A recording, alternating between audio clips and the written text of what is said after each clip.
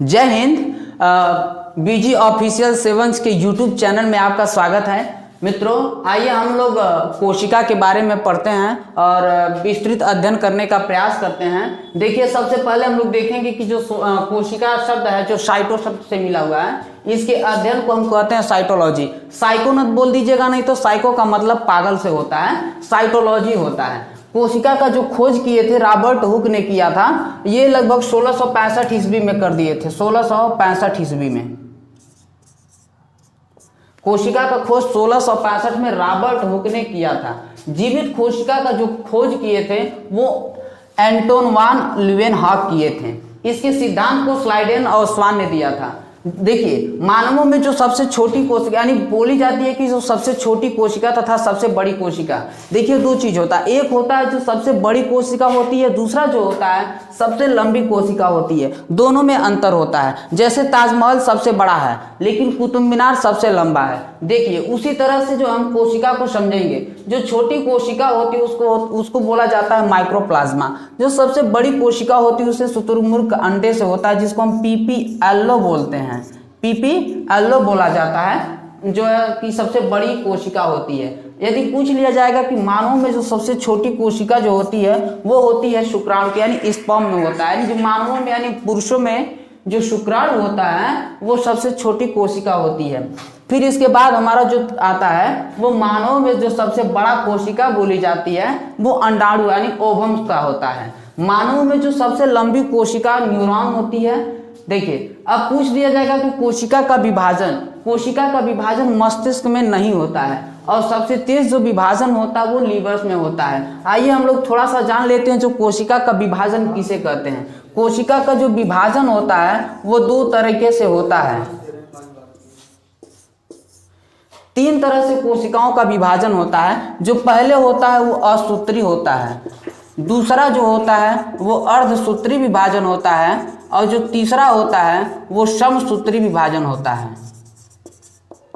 यानी जो कोशिका का विभाजन कितने प्रकार से होता है? तीन प्रकार से होता है। कोशिका का विभाजन का मतलब ये नहीं होता है कि कोशिकाएं टूट गई हैं, नहीं। कोशिका का विभाजन का मतलब ये होता है कि एक संतत कोशिकाओं से दो संतत कोशिकाओं का निर्माण होता है।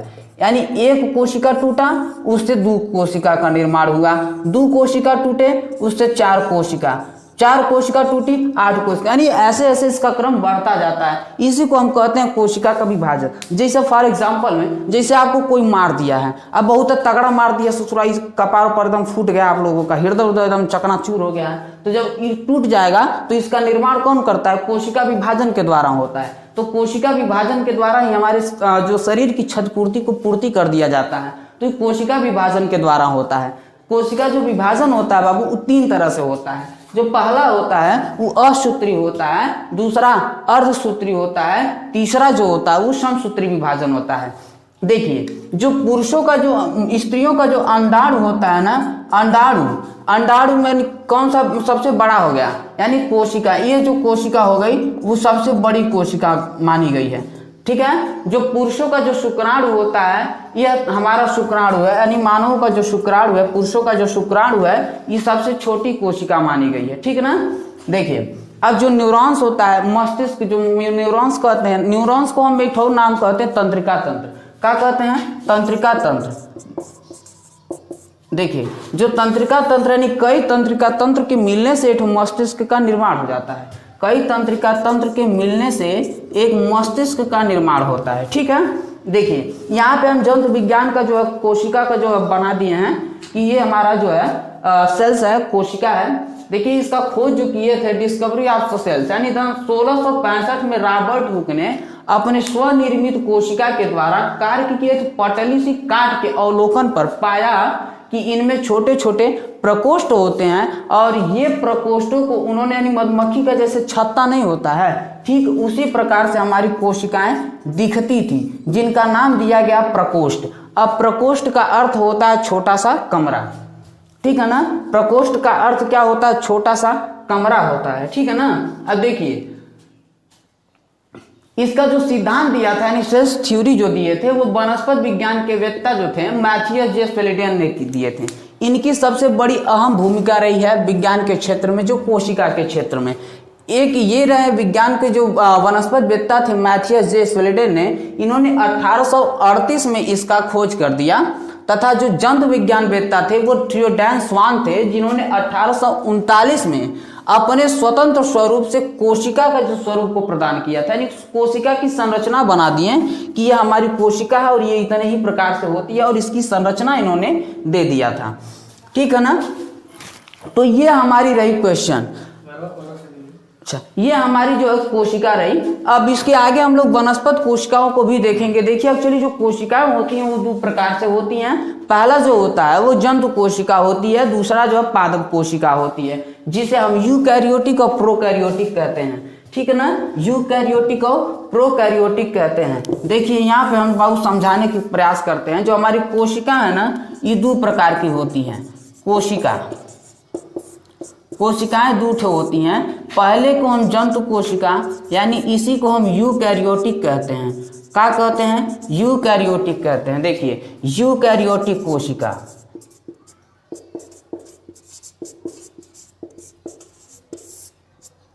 ठीक है ना। फिर इसके बाद जो आता है वो हमारा होता है पादप कोशिका, इसी को कहते हैं पादप कोशिका। ठीक है ना। देखिए दोनों में अंतर होता है। जो जंतु कोशिका में जो सेलुलोज नहीं पाए जाते हैं, लेकिन पादप कोशिका में सेलुलोज पाया जाता है। देखिए एक्चुअली ज़्यादा डिफरेंसेस नहीं होते हैं। जो मानव की जो कोशिका रहती है और वनस्पति की जो कोशिका रहती है, ज़्यादा कुछ भी तो ठीक है ना।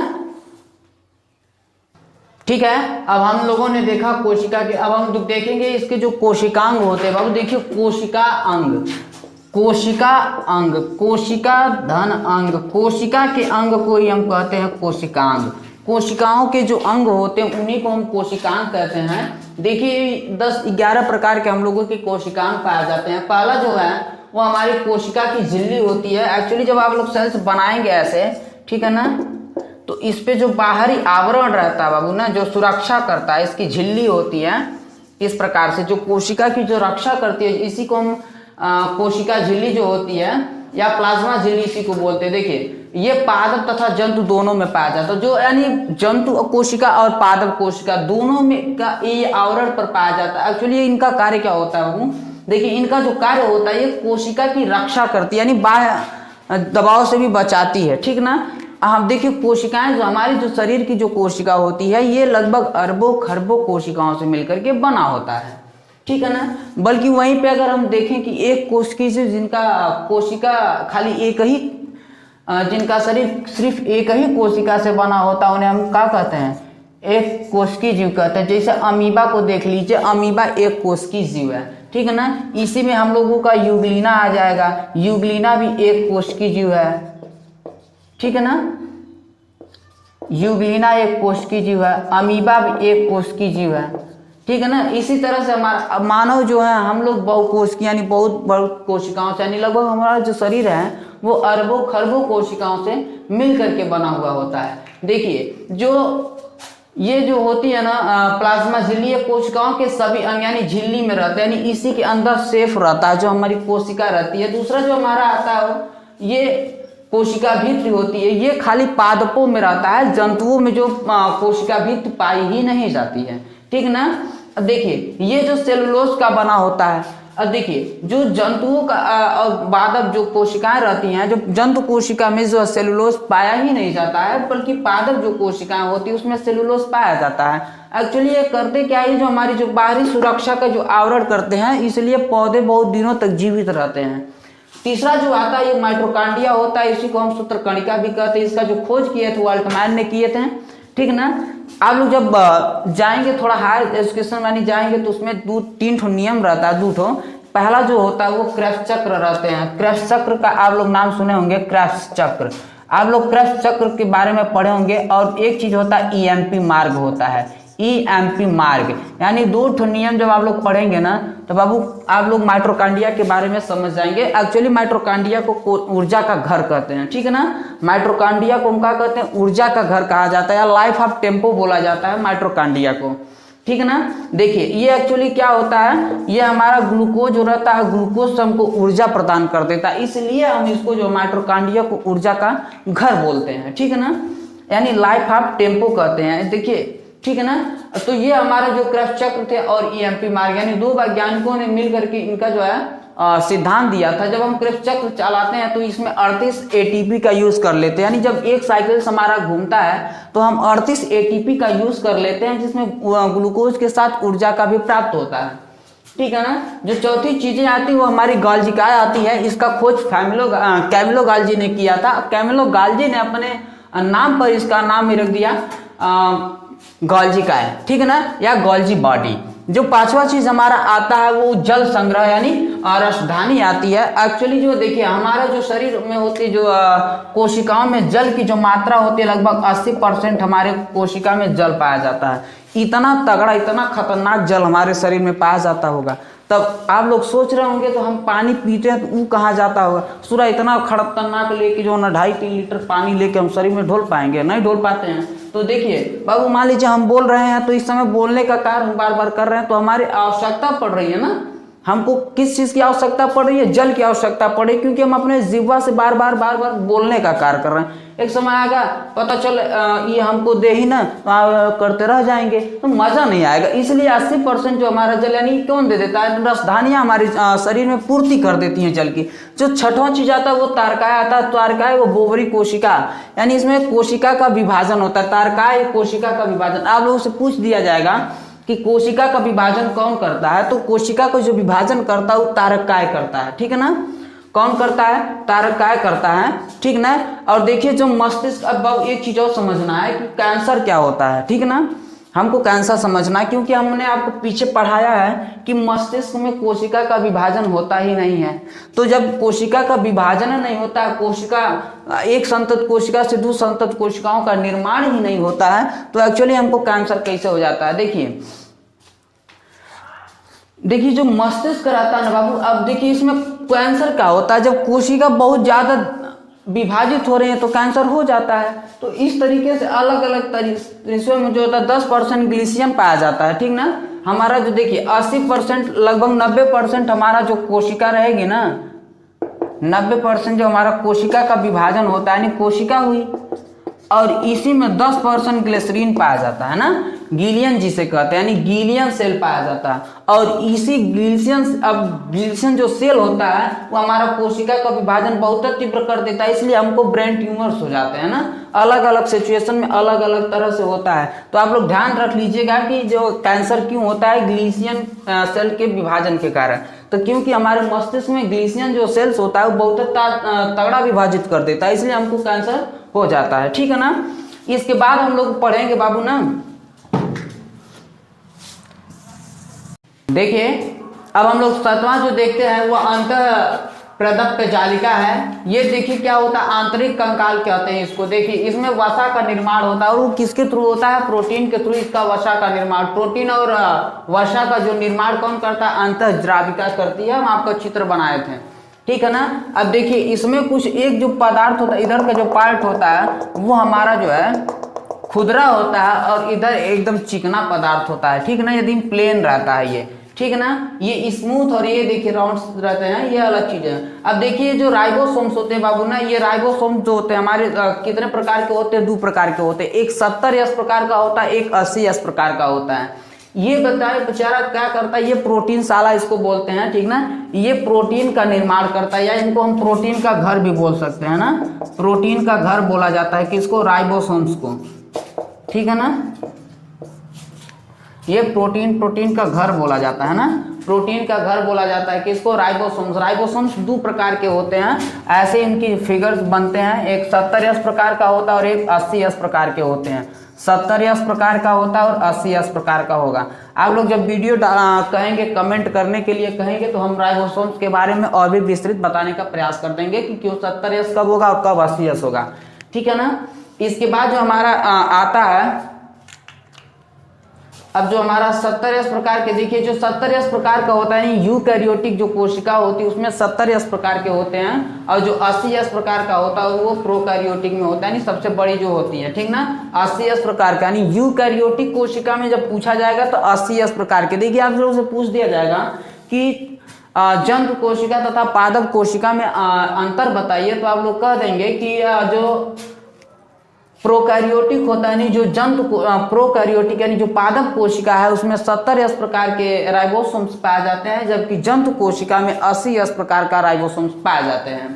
ठीक है ना। जंतु कोशिकाओं का जो केंद्रक होता है वो पूर्ण विकसित होता है, जबकि जो पादप कोशिका होता है उसका केंद्रक अर्ध विकसित होता है।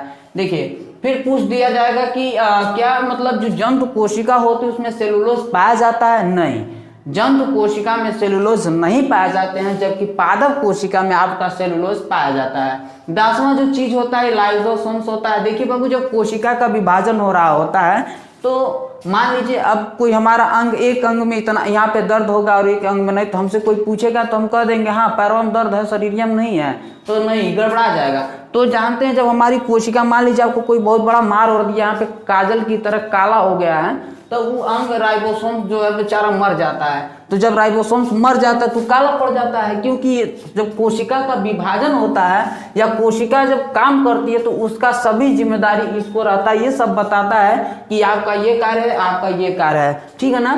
इस प्रकार से तो जब हम घाव लग जाता है तो थोड़ा आप लोग जानते होंगे कि डॉक्टर के पास जब जाया जाता है तो कहते हैं कि गर्म पानी से आप इसको धुलैया करिए, तो इसके जो लाइसोसोम होते हैं बाबू ना, तो इसके रेशे उगड़ जाते हैं और हमारा जो कोशिका का विभाजन यानी हम ब्लड, हमारा सर्कुलेशन सब मतलब ठीक होने लगता है, कोशिका उसका सब कुछ।